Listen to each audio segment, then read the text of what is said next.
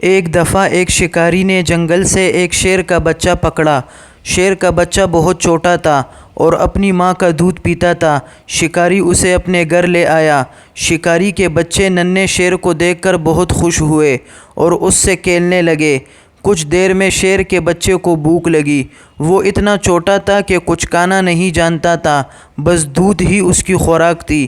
شکاری یہ سوچ کر پریشان ہو گیا کہ اب کیا کیا جائے، کیونکہ اسے پتہ تھا کہ شیر کا بچہ ابھی بہت چھوٹا ہے اور وہ دودھ کے سوا کچھ اور نہیں پی سکتا۔ آخر اس کے ذہن میں ایک ترکیب آئی اور اس نے شیر کے بچے کو اپنی بکری کے ساتھ چھوڑ دیا۔ بکری کے بھی چھوٹے چھوٹے بچے تھے۔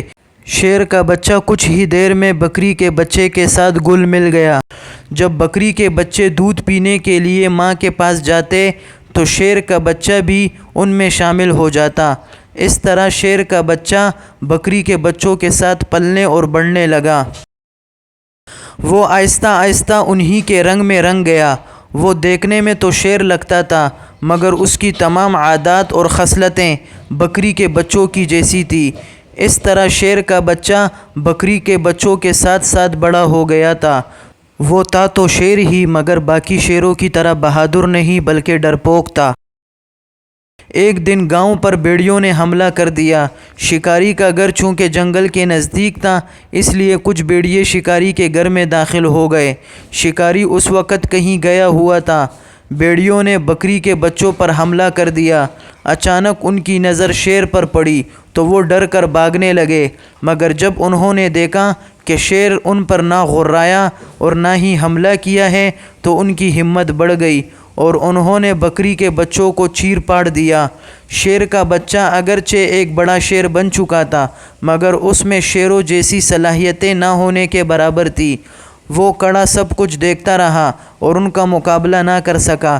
بھیڑیے حملے کر کے واپس چلے گئے اور شیر وہیں کھڑا رہا۔ کچھ دیر کے بعد شکاری گھر واپس آیا تو یہ دیکھ کر حیران رہ گیا کہ شیر کے ہونے کے باوجود بھیڑیوں نے حملہ کر کے بکریوں کو چیر پاڑ دیا ہے اور شیر کچھ نہ کر سکا۔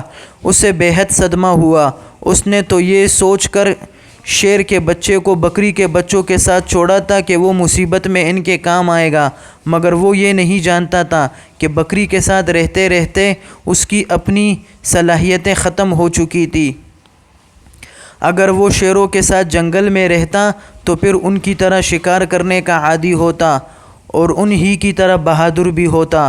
شکاری نے سوچا کہ یہاں رہتے ہوئے تو یہ شیر بالکل بیکار ہے، کیونکہ یہ تو اس کے جانوروں کی رکھوالی یا حفاظت تک نہیں کر سکتا۔ اس لیے اس کا یہاں رہنے کا اب کوئی فائدہ ہی نہیں، تو کیوں نہ اسے جنگل میں ہی واپس چھوڑ دیا جائے، تاکہ اپنے ساتھیوں کے ساتھ رہتے ہوئے اس میں بھی ان جیسی ہی بہادرانہ صفات پیدا ہو جائیں۔